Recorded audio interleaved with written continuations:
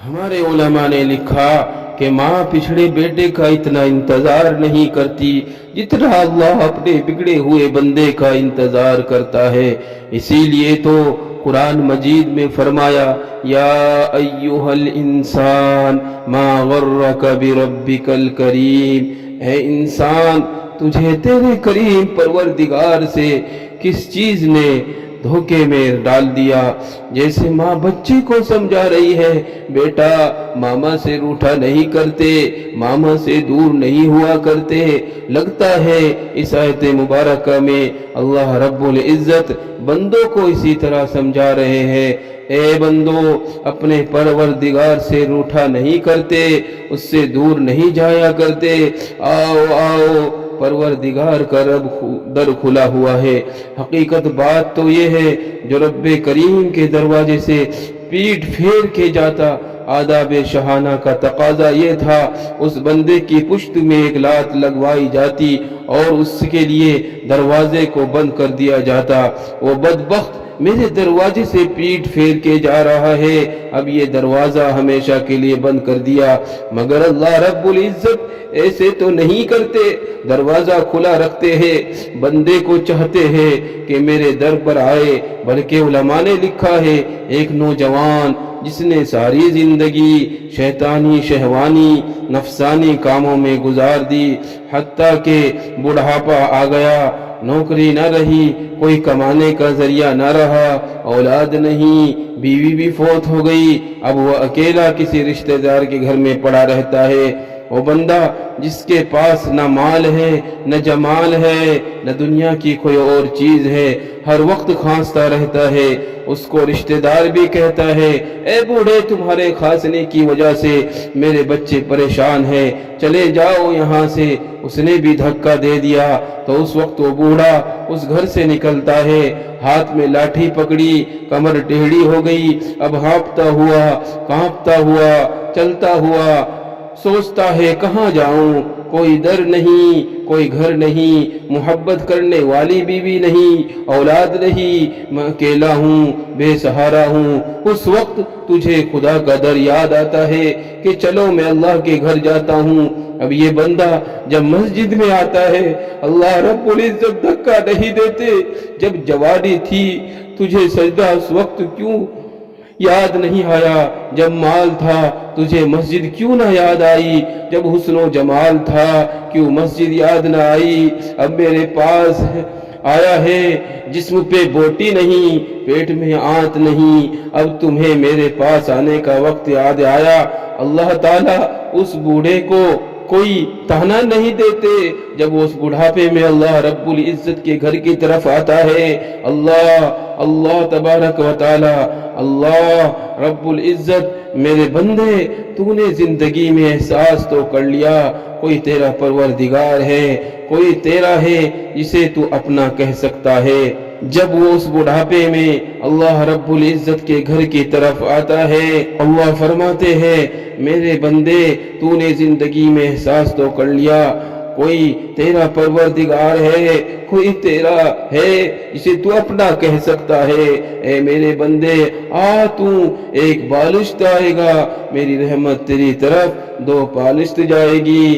تو چل کے آئے گا میری رحمت تیری طرف دوڑ کے جائے گی۔ اس اللہ کی رحمت پہ قربان جائے جو اپنے بندے کا اس حد تک انتظار فرماتے ہیں۔ اے کریم آقا آپ کتنے محبت کرنے والے پروردگار ہے۔ چنانچہ علماء نے لکھا ہے اللہ رب العزت نے اپنی رحمت کے 1000 حصے کیے، ایک حصہ اس نے دنیا میں اتارا، اس حصے کی وجہ سے آپس میں تم محبتیں دیکھتے ہیں۔ 999 حصے رحمت کے قیامت کے دن ایمان والوں کے لیے ظاہر ہوگے۔ اب اگر ماں کو کہا جائے کہ تیرے بچے کو تکلیف دیتے ہیں تو ماں کبھی گوارا نہیں کر سکتی۔ مشہور واقعہ ہے ایک مرتبہ نبی علیہ السلام کو اطلاع ملی کہ علقمہ رضی اللہ تعالی عنہ نوجوان ہے، روح قبض نہیں ہو رہی ہے۔ نبی علیہ السلام بلال اور صہیب کو ساتھ لے کر ان کے پاس آتے ہیں، پتہ چلا کہ اسی وجہ سے ماں ناراض ہے۔ نبی علیہ السلام نے اس کی والدہ کو کہا آپ بچے سے راضی ہو جاؤ۔ وہ کہنے لگی میں ہرگز نہیں ہوں گی، میرا دل بہت خفا ہے۔ جب ماں نے انکار کر دیا، نبی علیہ السلام نے اپنے صحابہ سے کہا کہ جاؤ لکڑیاں کاٹ کے لاؤ۔ چنانچہ وہ گئے، لکڑیاں لے کر آئے، ڈھیر لگ گیا۔ نبی علیہ السلام نے کہا اچھا اس کو ہم آگ لگائیں گے، جب خوب جلے گی تو القمہ کو ہم اس میں ڈال دیں گے۔ بوڑھی عورت کو پتہ چلا، پوچھنے لگی میرے بیٹے کو آگ میں کیوں ڈالیں گے؟ نبی علیہ السلام نے فرمایا جب تم سے معاف نہیں کرو گے، اس نے جہنم کی آگ میں بھی تو جا کر جلنا ہے، ہم اسے یہیں آگ میں ڈال دیتے ہیں۔ جب ماں نے یہ دیکھا کہ معاملہ سیریس ہے، کہتی ہے کہ اچھا میرے بچے کو آگ میں نہ ڈالے، میں نے اس بچے کو معاف کر دیا۔ ماں بچے کی تکلیف برداشت نہیں کر سکتی۔ اللہ رب العزت کا بھی معاملہ اسی طرح ہے۔ اگر کسی کے دل میں یہ سوال آتا ہے کہ تکلیفیں کیوں آتی ہے، پریشانیاں کیوں آتی ہے، تو اس کی وجہ یہ ہے کہ اللہ رب العزت اپنے بندوں کے گناہ دھوتے ہیں، معاف کرتے ہیں۔ آپ نے نہیں دیکھا خاوند ایک کمرے میں بیٹھا ہے، اسی دوسرے کمرے میں بچے کے رونے کی آواز آتی ہے، وہ پوچھتا ہے بچے کے پاس کوئی ہے؟ جواب ملتا ہے کہ اس کی ماں موجود ہے۔ وہ کہتے ہیں کیسی ماں ہے؟ پاس بھی ہے۔ پھر بچہ رو رہا ہے، اسے بتاؤ کہ ماں ہی تو رلا رہی ہے۔ وہ حیران ہوگا ماں رلا رہی ہے۔ جواب ملے گا کہ ہاں بچے نے نجاست کر دی تھی، نجاست میں لتھڑ گیا تھا، ماں اسے صاف کر رہی ہے، کپڑے پہنا رہی ہے، اور بچہ اس وجہ سے نہانے کی وجہ سے رو رہا ہے۔ تو یہ بچے کا رونا ماں کی سختی کی وجہ سے، ناراضگی کی وجہ سے، یا ماں کی دشمنی کی وجہ سے نہیں، ماں کی محبت کی وجہ سے ہے۔ ماں برداشت نہیں کرتی کہ بچے سے بو آئے، بچے سے بدبو آئے، اس کے بچے کے کپڑے میلے ہو،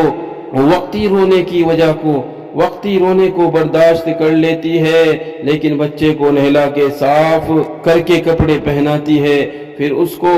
اپنے سینے سے لگا لیتی ہے۔ وہی معاملہ انسان کا ہے، دنیا میں رہتے ہوئے کیسے گناہ کر لیتا ہے، اس کا باطن نجس ہو جاتا ہے، دل سیاہ ہو جاتا ہے، گناہوں کی نجاست اس کو باطنی طور پر ناپاک کر دیتی ہے۔ اللہ رب العزت اس بندے کی نجاست کو پسند نہیں فرماتے، وہ خود بھی پاک ہے، انہیں پاک بندہ اچھا لگتا ہے۔ لہٰذا اگر کوئی بیماری، کوئی مصیبت، کوئی پریشانی بندے پر بھیج دیتے ہیں، ان کا اصل مقصد بندے کی میل کچیل کو اتارنا ہوتا ہے، بندے کو پاک صاف کرنا ہوتا ہے۔ پھر اللہ رب العزت اس بندے کو اس طرح بیماری سے پاک کر دیتے ہیں جیسے اس دن پاک تھا جب اس کی ماں نے اسے جنم دیا تھا۔ پھر اللہ رب العزت اس بندے کو اس طرح بیماری سے، نجاست سے پاک کر دیتے ہیں، گناہوں سے پاک کر دیتے ہیں جیسے اس دن جب اس کی ماں نے اسے جنم دیا تھا۔ قربان جائیے اللہ کی رحمت پر کہ یہ بیماریاں بھی رحمت کی شکل بن جاتی ہے، بندے کو دھونے کے لیے، آخرت کے عذاب سے بچانے کے لیے۔ ان اللہ بالناس لرؤوف الرحیم، اللہ رب العزت اپنے بندوں پر بڑے رؤوف، بڑے رحیم ہے۔ لہٰذا اگر کوئی بندہ زندگی بھر گناہوں میں پڑا رہا اور پھر اسے احساس ہوا کہ میں نے خطا کی، مجھے چاہیے کہ میں اپنے رب کو مناؤں، تو موت سے پہلے اللہ کا دروازہ کھلا ہے۔ بندے کو چاہیے کہ وہ آئے، اپنے رب کو منائے، تاکہ اللہ رب العزت اس کے گناہوں کو معاف کر دے۔ حتیٰ کہ اللہ اتنے خوش ہوتے ہیں، اولئک یبدل اللہ سیئاتہم حسنات، اللہ تعالیٰ اس بندے کے گناہوں کو اس کی نیکیوں میں تبدیل فرما دیتے ہیں۔ چنانچہ ابن قیم رحمت اللہ علیہ نے ایک واقعہ لکھا ہے، فرماتے ہیں ایک مرتبہ ایک گلی میں سے گزر رہا تھا، ایک دروازے کے قریب جب پہنچا میں نے دیکھا کہ دروازہ کھلا، ایک ماں اپنے 8-9 سال کے بچے پر خفا ہو رہی تھی، ناراض ہو رہی تھی، کہہ رہی تھی تو ضدی بن گیا، میری کوئی بات نہیں مانتا، کام چور بن گیا، کوئی کام نہیں کرتا، اور کہہ رہی تھی اگر تم نے میری بات نہیں ماننی دفع ہو جاؤ، میں تمہاری شکل نہیں دیکھنا چاہتی۔ غصے میں ماں نے جو بچے کو دھکا دیا، بچہ دروازے سے باہر آ گرا، ماں نے دروازہ بند کر لیا، اور وہ فرماتے ہیں میں اس بچے کو دیکھنے کھڑا ہو گیا، تھوڑی دیر وہ بچہ روتا رہا، پھر بالآخر اٹھا، آہستہ آہستہ قدموں کے ساتھ اس نے گلی کے کونے پہ جانا شروع کیا، حتیٰ کہ جس کونے پر پہنچا وہاں جا کر کھڑا ہو گیا جیسے کچھ سوچ رہا ہو، پھر آہستہ قدموں سے واپس اپنے گھر کی دہلیز پر آ کر بیٹھ گیا، تھکا ہوا تھا، سو گیا۔ تھوڑی دیر کے بعد اس کی ماں کسی کام کے لیے دروازہ کھولتی ہے، دیکھا تو بچہ دروازے پر ہی لیٹا ہوا ہے، ماں کا غصہ ٹھنڈا نہیں ہوا تھا، پھر وہ کہنے لگی جاتا کیوں نہیں، جلدی چلا جا یہاں سے، اگر تو نے میری بات نہیں ماننی تو میں تجھے دیکھنا بھی پسند نہیں کرتی۔ جب ماں نے اسے پھر ڈانٹا، پھر بچے کی آنکھ کھلی، کھڑا ہوا، آنکھوں میں آنسو آ گئے، کہنے لگا امی جب آپ نے مجھے وہ دھکا دے دیا تھا میں نے سوچ لیا تھا میں یہاں سے چلا جاتا ہوں، میں نے سوچا تھا میں کسی کا نوکر بن جاؤں گا، مجھے کھانا بھی مل جائے گا، مجھے رہنے کی جگہ بھی مل جائے گی، اور یہ سوچ کر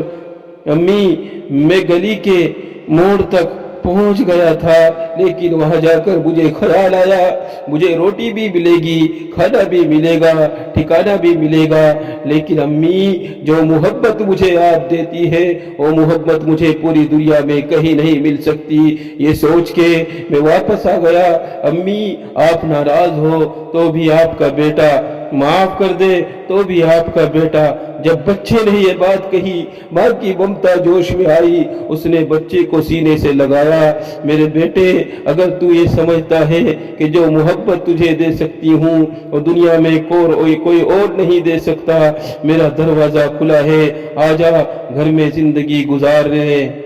ابن قیم رحمت اللہ علیہ یہ واقعہ لکھنے کے بعد فرماتے ہیں کہ جب اللہ رب العزت کا گنہگار بندہ اپنے گناہوں پر ڈاٹی و شرمندہ ہو کر اللہ کے دروازے پر حاضر ہوتا ہے اور آ کر کہتا ہے الہی عبدک العاصی عطاکا، الہی عبدک العاصی عطاکا، اللہ آپ کا گنہگار بندہ آپ کے دروازے پر حاضر ہے، اللہ اپنے گناہوں کا اقرار کرتا ہے اور آپ کی خدمت میں یہ گزارش کرتا ہے اللہ اگر آپ معاف کر دیں تو آپ کو تو یہ بات سجتی ہے،